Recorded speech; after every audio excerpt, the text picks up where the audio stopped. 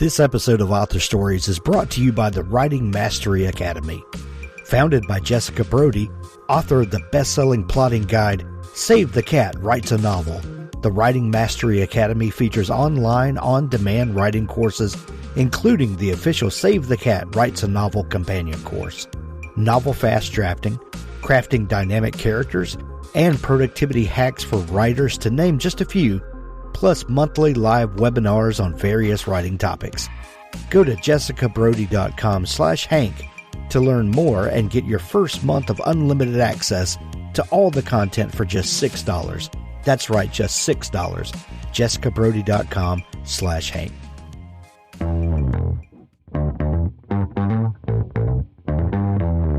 You're listening to the Author Stories Podcast, bringing you the story behind the stories and the storytellers. Margaret White, Terry Brooks, Sheena Kamal, Matthew Quick, JT Ellison, Walt D. Williams, Brad Ford, Corey Dr. O, Brandon Sanderson, Robin Mom, Ernest Klein, Jim Butcher, Sherwin Harris. Visit hankgarner.com for archives of all the shows. Today's guest is... Well, thanks for joining me again for the Author Stories Podcast, where I bring you the story behind the stories and the storytellers. Today, I am super excited to have Wendy Francis on the show with me. She has an amazing new book. It's called Summertime Guests. And as we were sitting here chatting before we started recording about, the winter and the seasons changing, and we all are looking forward to summertime. And this book will definitely get you in the right headspace and in the right, such a fun book. Welcome to the show, Wendy. Thank you. Thank you for having me, and thanks for your kind words. Absolutely. Wendy, we begin each show with the same question, and that question is, what is your first memory of wanting to be a writer or storyteller? Oh, that's a good one. Well, I think if I go way back, it was to, my childhood when I was writing stories in a notebook and pretending I was Harriet the Spy, wandering around my neighborhood, taking note of my neighbors' comings and goings, which really weren't all that interesting, but I pretended that they were. And so I've always loved to write and to read. I was, for a long time, an only child. There's 10 years between my younger brother and myself. So I had to entertain myself a lot, and that was through reading. And I wrote a lot, through school and high school, and I got kind of sidetracked. I went off to law school for a little bit, but decided I really didn't like that. And then worked in publishing for more than a decade, and decided I would try my hand at writing once I had my son when he was a baby. So you mentioned Harriet the Spy earlier. Was Harriet your reading compatriot, or what was the first book or author or series that really solidified in your mind that reading could take you to a new place? Well, Judy Blume, for one. I mean, oh yeah, loved her, and the Harriet Spy. I'm trying to think. I loved Encyclopedia Brown. Oh, me too. I loved Island of the Blue Dolphins. I loved The Last of the Really Great Wayne Doodles by Julie Andrews, whom a lot of people seem not to have heard of, but I loved it. Where the Red Fern Grows, Summer of the Monkeys, all those kind of great classics, I think, that were just such wonderful escapes. So you said that along the way you studied law and then went into publishing. What drew you to law? What was it that fascinated you? I was crazy. No, in all seriousness, I really thought I wanted to do law in sort of domestic law, working with children and women, and pro bono kind of work. And I think, two things sort of made me realize, one, I was going to spend most of my time trying to pay off my law school debts, which meant I probably was going to have to work for a big corporate firm to pay those off. which I wasn't that excited to do. And then I didn't love the study of law. And I think a lot of people do, which isn't to say a lot of people love law school. I think that's kind of a rite of passage you have to get through. But I just found case reading kind of monotonous. And I thought, geez, there's so much other good literature out there. Do I really want to spend my life writing briefs and reading case law? And so I made a quick exit from law school. So how did you get involved in publishing? Well, again, I think it came back to my interest, my lifelong love of reading and writing. And it was actually my mom who said, it's okay that you don't want to be a lawyer. That's actually fine. and you've always loved books. So why don't you try your hand at publishing? I never really thought of it before. And there was at the time I was in Boston for school, and there was the Radcliffe Publishing course, which is now the Columbia Publishing course, which was run under Lindy Hess at the time. And it was a wonderful introduction to publishing and all the different aspects of publishing. And I interviewed for a couple of jobs in New York City, thinking I was going to have to go there, which slightly terrified me because I'm still a Midwestern girl at heart. I'm from Wisconsin. But I tried to convince myself that would be fine. And then as the fates would have it, I lucked out and got a job offer as an editorial assistant at Houghton Mifflin Company in Boston. And that's how I kind of got my toe in the publishing world.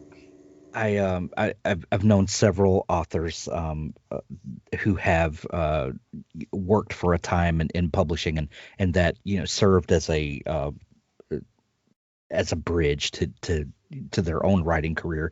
But as someone who was a book lover and who had obviously had desires to be an author yourself, did working in publishing change your mind or change your what you thought about the publishing process? Did it sort of take down some of the dreams and imaginations that you had built up?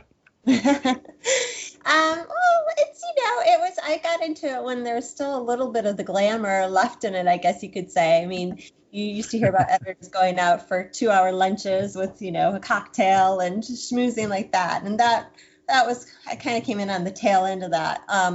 But I to the contrary, I think it really enticed me even more because I got to see how books were made and all the different things that went into it. It demystified the process, for one. I think if I had been an author, knowing nothing about the publishing world, it would have been really intimidating. But it gave me kind of an oversight or overview into, that marketing is important, sales is important, and it's not just the editor. And it gave me appreciation for copy editors. Oh my goodness, they know things that, even us who think we're great grammarians, we really aren't. Copy editors know everything. And so I think it gave me a deeper appreciation for everything that goes into making a book actually, appear between two covers. So did working in publishing stoke the fire in you to want to publish a book of your own, or did it become comfortable? Sometimes you can work in an industry and that be just all that you need to be close to books, be close to writers, but have get to read all that you want to read, and so for some people that's enough, and I'm not looking down on that at all, but for some people it just makes you want to do it even more. What was your experience? Yeah, well, I love being a cheerleader for my authors. Yeah. I think my problem was I always wanted everyone to be happy all the time. It's that Midwestern thing. And that's really hard to do. That's challenging, because book publishing is a tough world. And sometimes the books that are most beloved that you, poured your sweat and tears into, and the author has, and you think is, it's just outstanding, it doesn't necessarily mean it gets the recognition or the sales that you think it should.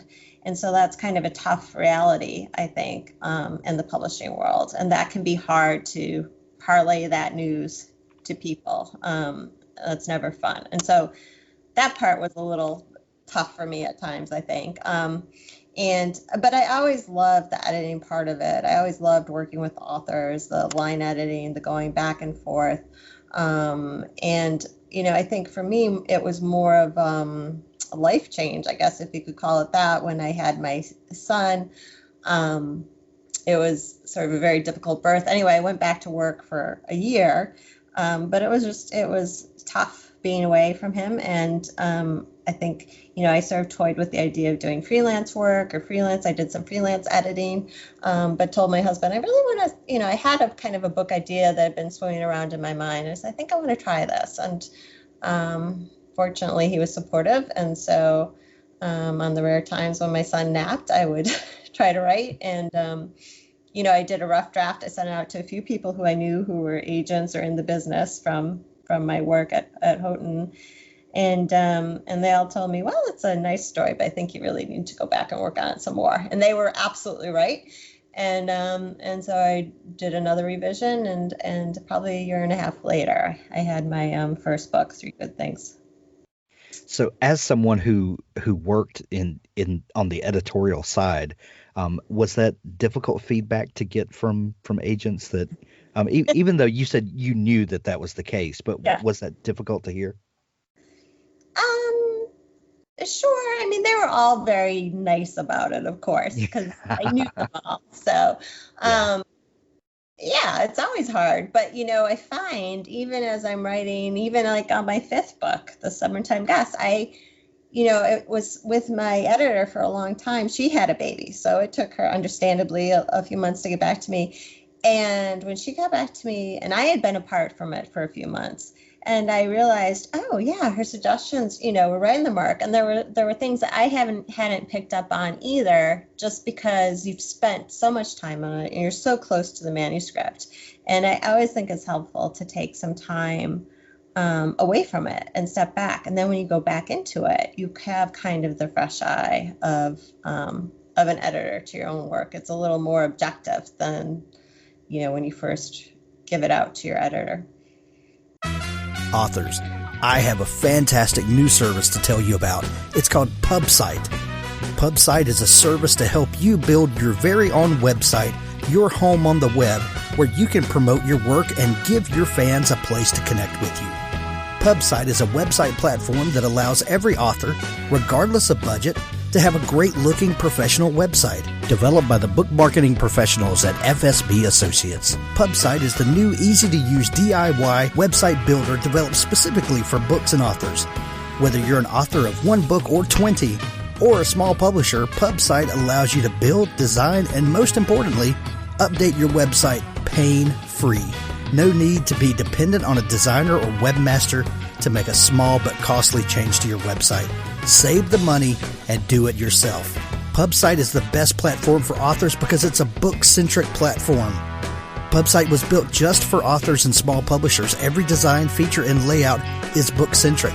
They have customized designs for you to use. It's easy to build. No coding or HTML is necessary to create a stunning, professional-looking website with all the features you want. Get a custom domain name, yourname.com. It's simple to update. You can add all of your books, add a blog and a book tour, sell from any retailer, manage your email list and social media, and even do e-commerce. Build your website with a 14-day free trial, then pay just $19.99 per month, which includes hosting. And we offer packages starting at $499 to set up the website for you. Pub-site.com, the place to help authors find their home on the web. A lot of authors have a desk drawer novel or a trunk novel, that novel that you work on and it doesn't sell, and then you kind of have that out of the way and then go on to write the book that they'll eventually publish. That original manuscript that you were working on, you did publish that one, right? I did, yeah. That was Three Things, yeah. but it took a lot of revising. And, I used to tell my authors, expect to go through a few drafts before we get to the book your book is going to be. And it's really true. I mean, my books go through probably several drafts before I get it to the where I want it to be. So revision is just part of the writing process. Wendy, looking back over your catalog, there seems to be a theme that recurs in your books. If you were going to talk to someone who's never read any of your work and try to convey to them what a Wendy Francis book is, how would you describe what it is that you do? Oh boy. Okay. So I think I love character-driven fiction. So all of my novels, I would say, are pretty steeped in character.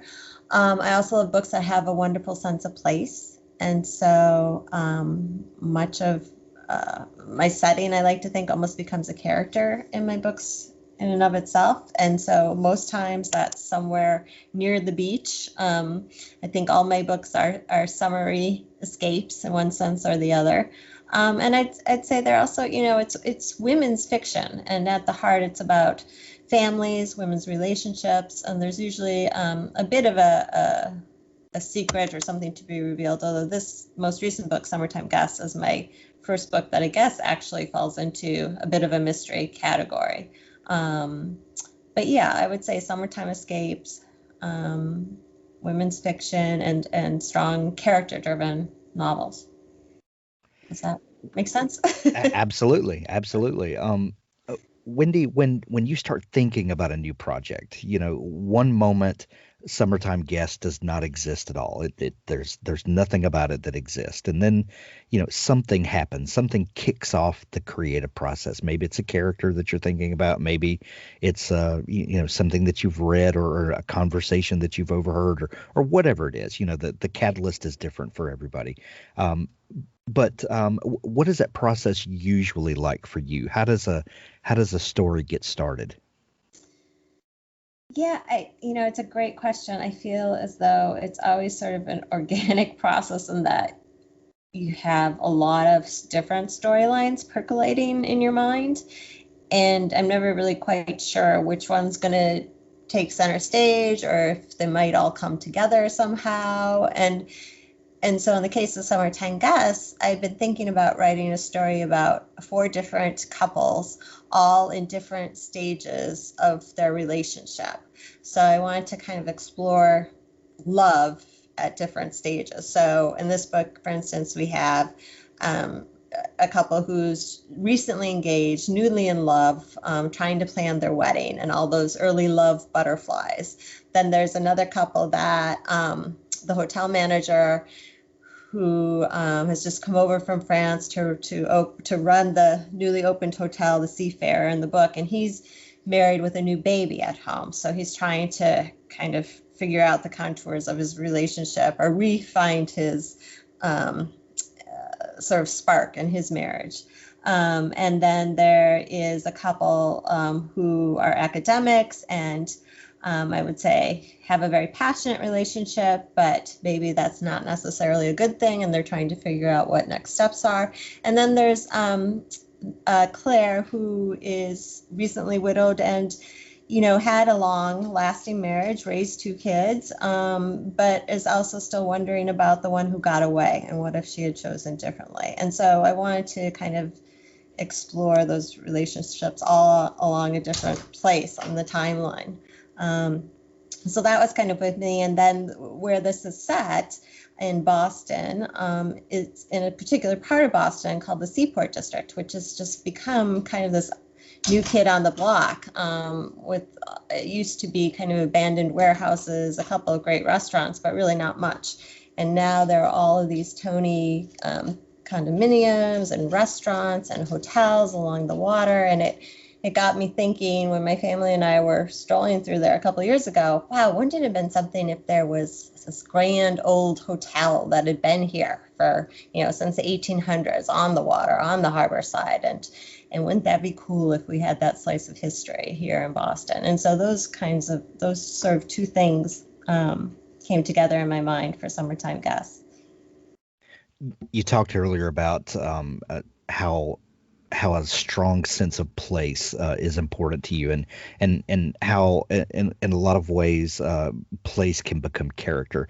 When I started reading this book, you know how you do when you first start reading a book, you're trying to figure out who the characters are, and who it is that you're supposed to be emotionally involved in. You want to latch onto a character and kind of buckle in for the ride. Right. And you quickly realize in this book that the main character is the seafarer. That's really who this book is about, if you want to look at it that way. What brought about the idea for this particular place? Well, I was writing this during lockdown. So I was dreaming and imagining myself at some posh hotel or somewhere where I would be on vacation, and I would not be trying to homeschool my 12-year-old and manage the dog and the house and, whatever else was going on in our lives at the time. So I think that really gave me inspiration to just imagine myself seaside at a hotel that would serve me, a fruity drink poolside and where I could enjoy a nice relaxing dinner or sneak up to the hotel bar later at night. All of those things. I wanted to go out to the MFA, which you can do in Boston. It's a great treat, but we haven't been able to. And, go to the North End and have a romantic dinner with my husband, or take my kid to the aquarium, or, all those things that we sort of take for granted in a great city like Boston. Suddenly were ripped away from us. And I think, that was the place, the Seafarer Hotel was the place I went to escape quarantine, quite frankly. Writers have a tendency to put themselves in one of two camps, either as plotters or people that really spend a lot of time in pre-writing and working out the story before the drafting actually begins. And then there's the other camp of the pantsers, people that write by the seat of their pants. I have found the truth to really be somewhere in the middle there for a lot of people. But where do you fall? Yeah, it's an interesting question because, first of all, I'd never heard that term until people started asking me with my first book. I was like, I don't know. What's a pantser? That sounds kind of interesting. But I'm definitely the latter. I'm more of the intuitive writer. It's always a struggle for me to get my outline done. And when I do an outline, it's never anything like the final book. So, but what's interesting is that for this book, it really forced me to be more of a plotter, which isn't to say I plotted it out. I wrote it much like I do all my other books, just kind of intuitively having a sense of where I always kind of know what direction my characters are going in. I have a general sense of what the ending will be, but I never plot it out chapter by chapter. And so I kind of had written the whole thing, and it really wasn't that much of a mystery until, my editor and I were talking, and we were just thinking of how to add more tension. And I thought, well, maybe I could sort of create it so you don't know who falls at the beginning. So I had to go back and rework a lot of it to make it into more of a, who is this woman who fell or was pushed or jumped or we don't know. And that was unusual for me to have to really go back and craft it that way, and make sure that all the scenes lined up and that there were some red herrings in there and that everything added up to what it should be. Red herrings? You mean you did this on purpose to us? Just a few, just to make it fun. Just to make it fun. Because this book does have a mystery to it, and it really keeps you on the edge of your seat. Did you know how the book was going to end when you began it, or did it surprise you? Well, thank you. I'm glad it kept you on the edge of your seat. I knew.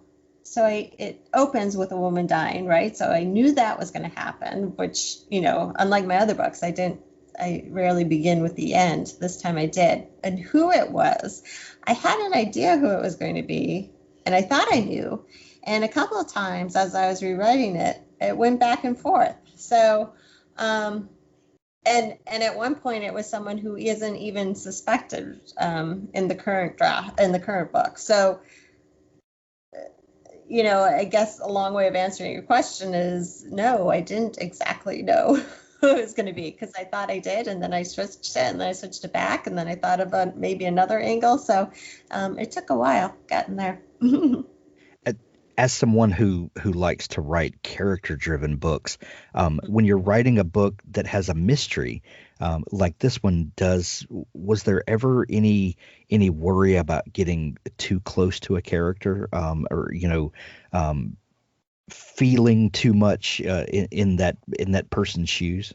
That's a good question. Well, I don't know how to answer this quite without, I think. Without giving away anything. Yeah, I know. There are definitely a couple who were harder to write than others, I guess I'll say, and then a couple whose characters required more research.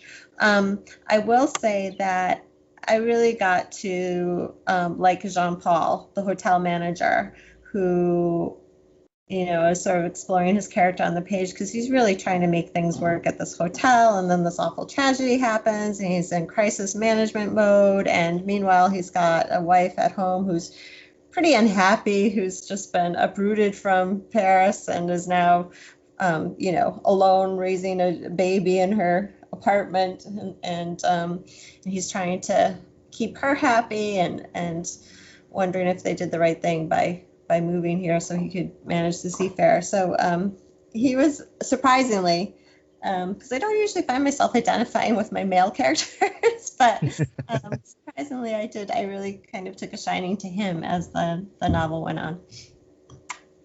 Well, speaking of the pandemic that we talked about a few minutes ago, this has been a really weird year for a lot of people. Writers tend to spend a lot of time alone as it is, and when you're working on a manuscript, it's just you and the manuscript and your computer or notebook or whatever it is that you use to get that draft down, and there's not a lot of interaction with other people during that time. And so you would think that a global pandemic would be a great time for a writer to just blaze through and get all sorts of stuff done. And it's affected everybody a little differently, even people that tend to work from home and in relative isolation to begin with. How has this time affected you, other than, getting this great setting to sort of live in?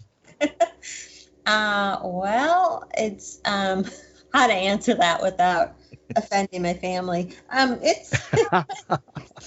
It's been an interesting year, I'll say.